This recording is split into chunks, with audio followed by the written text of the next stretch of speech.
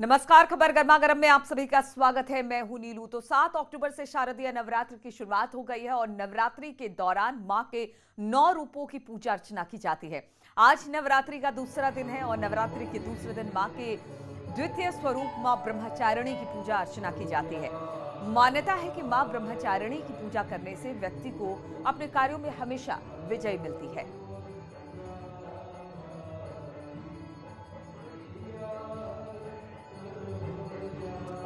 तो मां ब्रह्मचारिणी की आज पूजा हो रही है। आज शारदीय नवरात्र का दूसरा दिन है। पूजा करने की विधि किस तरीके से है, किस तरह को मां को प्रसन्न किया जाए, क्योंकि इस पूरे 9 दिन की बात की जाए तो दुर्गा के 9 रूपों की पूजा होती है और शारदीय नवरात्र का अपना ही महत्व है। कहते हैं कि ये 9 दिन ऐसे होते हैं जिसमें आप कोई भी शुभ कार्य कर सकते हैं और इस 9 दिन मां के अलग अलग स्वरूपों की पूजा की जाती है। आज दूसरा दिन है। आज मां ब्रह्मचारिणी की पूजा हो रही है और इसको लेकर भक्त भी मंदिरों में पहुंच रहे हैं, अपने अपने घरों में भी पूजा पाठ कर रहे हैं। तो नवरात्र का दूसरा दिन और आज मां ब्रह्मचारिणी की पूजा अर्चना करते दिखाई दे रहे हैं भक्तजन। तो दोपहर 12:32 पर शुभ मुहूर्त है मां को प्रसन्न करने का। हालांकि ये 9 दिन अपने आप में बेहद खास होते हैं और कोई भी शुभ कार्य करने के लिए इन 9 दिनों में आपको कोई मुहूर्त निकालने की जरूरत नहीं पड़ती है। आप कोई भी शुभ कार्य इन 9 दिनों में कर सकते हैं, क्योंकि जो पूरे के पूरे 9 दिन होते हैं ये बेहद शुभ माने जाते हैं। और आज नवरात्र, शारदीय नवरात्र का दूसरा दिन है। आज मां ब्रह्मचारिणी की पूजा हो रही है। मंदिर में सुबह से ही श्रद्धालु पहुंच रहे हैं, भक्तजन पहुंच रहे हैं, मां की पूजा अर्चना कर रहे हैं और मंगल कामना के साथ अपने लोगों के लिए आशीर्वाद प्राप्त कर रहे हैं। तो मां ब्रह्मचारिणी की आज पूजा हो रही है। आज शारदीय नवरात्र का दूसरा दिन है और इसी पर बातचीत करने के लिए आगरा से हिमांशु हमारे साथ जुड़ गए हैं। हिमांशु, आज शारदीय नवरात्र का दूसरा दिन, मां ब्रह्मचारिणी की पूजा अर्चना हो रही है। मंदिरों में किस तरह की रौनक आज दूसरे दिन? जी बिल्कुल, नवरात्र का आज दूसरा दिन है और इस बार तमाम रियायतें मिली हुई हैं। छोटे पंडाल भी सजे हुए हैं। लेकिन इस समय हम राजामंडी रेलवे स्टेशन के पास जो चामुंडा देवी का मंदिर है, ऐतिहासिक मंदिर है ये, और मान्यता ये है कि जब इस मंदिर का मंदिर पहले से बना हुआ था, जब स्टेशन का निर्माण हुआ तो स्टेशन थोड़ा पीछे हटा के बनाया गया।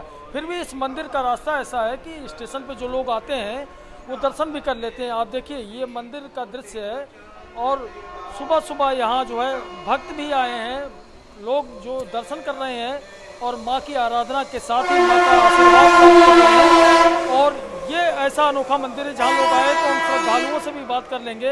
आप बताइएगा, यहाँ आके कैसा लग रहा है आपको? अच्छा लग रहा है, काफ़ी अच्छा लग रहा है। कहाँ से आए हैं, कैसा लग रहा है? लोहा मंडी से आए हैं। अच्छा, आपके दर्शन हो गए? हाँ जी।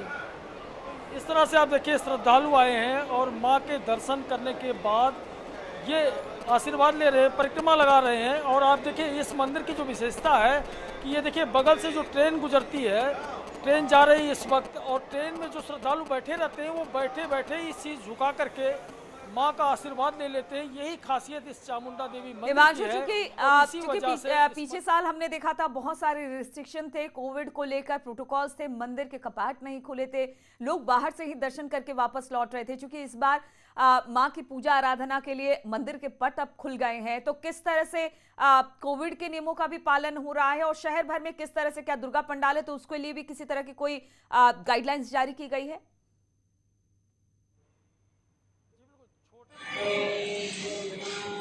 बनाए गए। जब गणेश उत्सव हुआ था तो पंडालों पर रोक लगी थी, लेकिन इस बार जो है छूट दी गई है। और मंदिर की स्थिति आप देखिए, लोग अब खुद जागरूक हो गए हैं। क्योंकि कोरोना के बाद डेंगू, तो तरह तरह से जो बीमारियां फैली, उसका नतीजा अब ये देखिए कि तो परिक्रमा लोग कर रहे खुद हैं, जागरूक हो रहे हैं, मां की आराधना के लिए पहुंच रहे हैं, लेकिन कोविड का भी ख्याल रख रहे हैं। दीप श्रीवास्तव शाहजहांपुर से हमारे साथ इस वक्त जुड़ गए हैं। दीप, वहां पर किस तरह की रौनक, नवरात्र का आज दूसरा दिन, मां ब्रह्मचारिणी की पूजा के लिए किस तरह से लोग मंदिरों में पहुंच रहे हैं?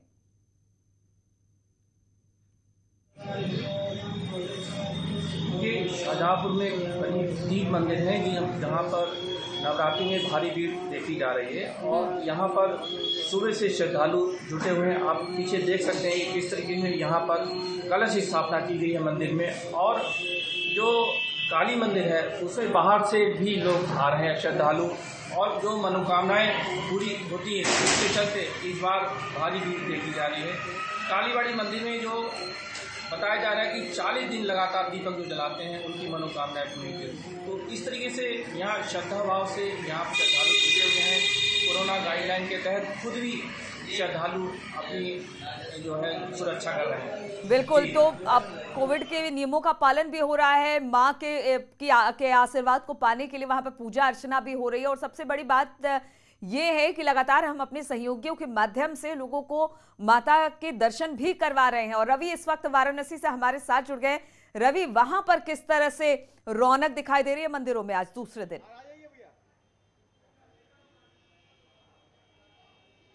जी बिल्कुल, देखिए शिव की नगरी में शक्ति की उपासना बड़ी हर्षोल्लास और भक्ति के साथ मनाया जा रहा है, और ये भक्ति असीमित है क्योंकि लगभग 1.5 साल बाद इस तरीके से मंदिरों में लोग जाकर देवी के चरणों में अपना माथा टेक रहे हैं। और उत्साह की बात है, लगातार अगर बात की जाए तो 1.5 साल बाद मंदिरों में इस तरीके से भक्तों का जमावड़ा नजर आ रहा है, चाहे वो गंगा घाट हो चाहे फिर देवी मंदिर हो। हम इस वक्त वाराणसी के कुष्मांडा मंदिर में स्थित हैं। यहाँ का मान्यता है कि यहाँ पे खुद माता ने अवतार लिया था और यहाँ पे दर्शन देना लोगों को शुरू किया था।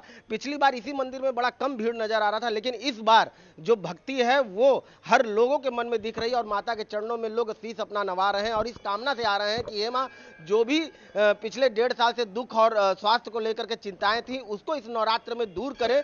संख्या इस बात का बता रहा है अपने आप कि लगातार दूसरे दिन भी जो भक्तों का जो मंदिर में अपना उपस्थिति दर्ज कराना है वो लगातार जारी है। हम मंदिर के महंत के पास हैं, हम इनसे बात करते हैं। महाराज जी, पिछले साल और इस साल की भक्ति में क्या अंतर नजर आ रहा है? जो भक्त हैं वो घरों से निकल के लगातार आ रहे हैं। विगत 2 वर्षों से आप जान ही रहे हैं कि कोरोना नाम की महामारी ने कैसा कहर मचाया हुआ है। आज दुनिया जान रही है कि कोरोना परेशान किया सबको, तब भी दुर्गा मंदिर में ऐसा इसका कोई प्रभाव नहीं पड़ रहा है। आप देख रहे हैं सारे लोगों से ऐसे भी कहा जा रहा है कि आप मास्क लगा के चलिए, दूरी बना के रखिए, सारी व्यवस्थाएं की जा रही है। और दुनिया में पूरे विश्व में दुर्गा मंदिर एकमात्र ऐसा है जिसके निकटतम कुंड है। लोग कहा जाता है कि अगर आपको किसी प्रकार की बीमारी, किसी तरह का रोग व्याधि परेशान कर रहा हो या आपका विवाह नहीं हो रहा, संतान की प्राप्ति नहीं हो, आप देखेंगे पूरे इस प्रांगण में हर तरफ पूजा पाठ अर्चना होता रहता है, जिससे हर दुख कष्ट दूर हो जाते हैं। बिल्कुल रवि, तो इस बार क्या दुख दर्द कष्ट दूर हो रहा है। माँ की उपासना भी इसलिए की जा रही है कि जो कोविड काल था उसका बुरा वक्त बीत गया है, अब आने वाला वक्त बेहतर हो, और इसी कामना के साथ लोग मंदिरों में माँ की पूजा अर्चना कर रहे हैं। आप सभी का बहुत बहुत शुक्रिया हमारे साथ जुड़ने के लिए।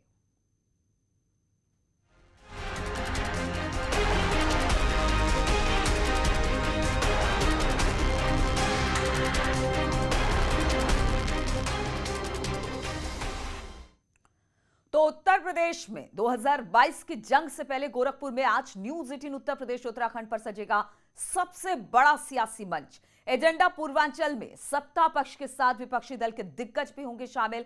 आज सुबह 11:30 बजे से आप देख सकते हैं न्यूज 18 उत्तर प्रदेश उत्तराखंड पर एजेंडा पूर्वांचल। यूपी में 2022 की जंग का सबसे बड़ा मंच एजेंडा पूर्वांचल। गोरक्षनाथ की नगरी गोरखपुर में न्यूज 18 पर सजेगा सबसे बड़ा सियासी मंच।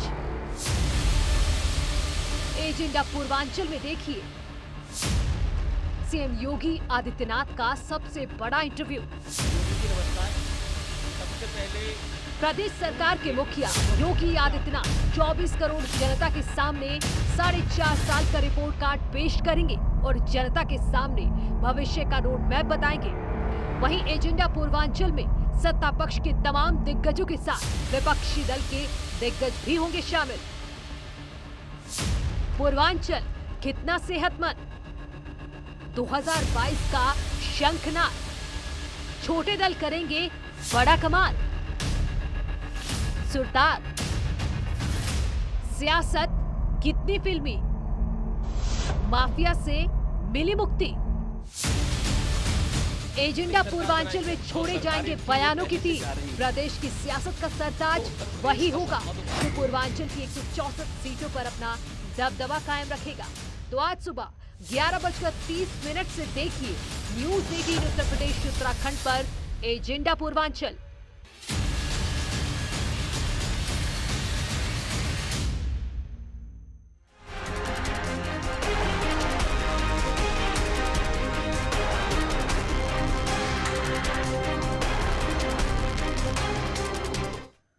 तो सीएम योगी आदित्यनाथ के गोरखपुर दौरे का आज दूसरा दिन है, जहां पर सीएम आज कई कार्यक्रमों में हिस्सा लेने वाले हैं।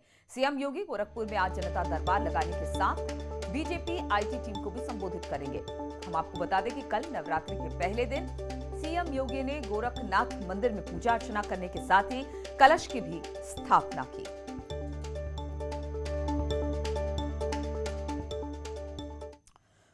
और लखीमपुर हिंसा पर सुप्रीम कोर्ट में गुरुवार को पहले दिन की सुनवाई में कोर्ट ने उत्तर प्रदेश सरकार से कई अहम सवाल पूछे हैं। अब इस मामले पर आज भी सुप्रीम कोर्ट सुनवाई करेगा। इसके साथ ही उत्तर प्रदेश सरकार भी आज अपना हलफनामा दाखिल करेगी।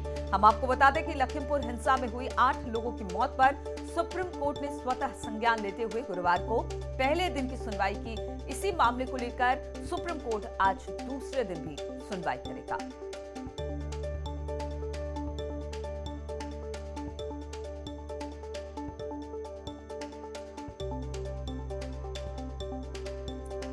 और लखीमपुर खीरी में पुलिस ने गृह राज्य मंत्री अजय मिश्रा के घर पर नोटिस चस्पा कर दिया है, जिसमें आशीष मिश्रा को पुलिस लाइन आकर बयान दर्ज कराने के आदेश दिए गए हैं। दरअसल लखीमपुर खीरी हिंसा में आशीष मिश्रा का नाम है। उनकी कार से किसानों को कुचलने का आरोप है, जिसके बाद पुलिस ने आशीष मिश्रा के खिलाफ केस दर्ज किया है। अब इस मामले में पुलिस ने आशीष मिश्रा को कल पुलिस लाइन आकर बयान दर्ज कराने के आदेश दिए हैं। तस्वीरों में आप देख सकते हैं किस तरह से अजय मिश्रा के आवास पर नोटिस चस्पा किया गया है। अजय मिश्रा केंद्रीय गृह राज्य मंत्री हैं और आशीष उनके बेटे हैं। तो तस्वीरें हम आपको दिखा रहे हैं। नोटिस एक चस्पा किया गया है, जिसमें कहा गया है कि पुलिस लाइन आकर अपने बयान दर्ज कराया जाए।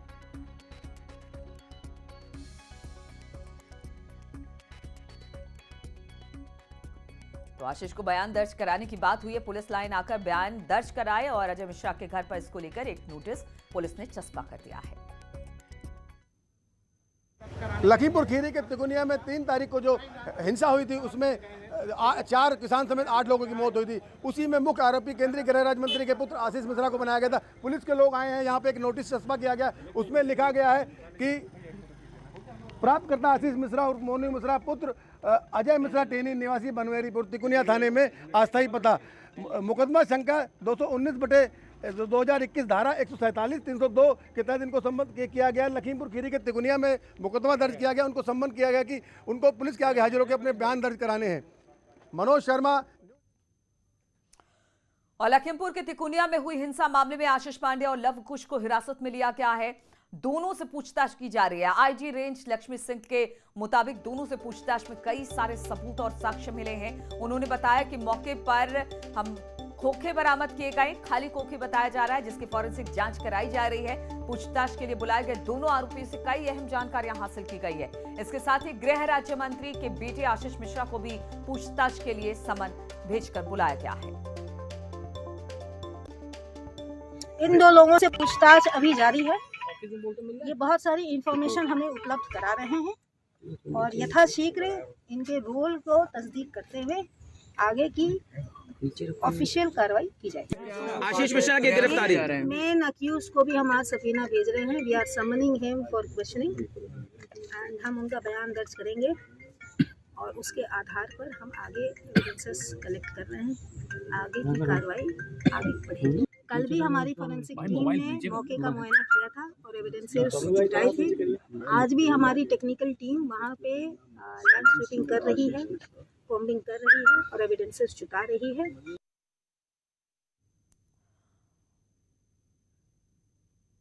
और रुकेंगे आप छोटे से ब्रेक के लिए।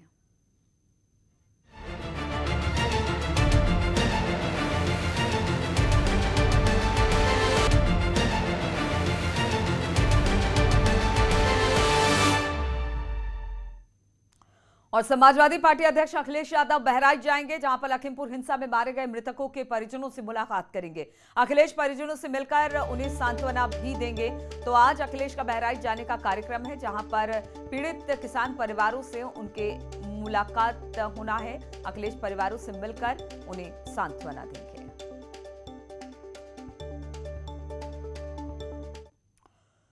तो इन्हीं तमाम खबरों के साथ इस बुलेटिन में फिलहाल इतना ही। रुकेंगे छोटे से ब्रेक के लिए, आगे देखिएगा।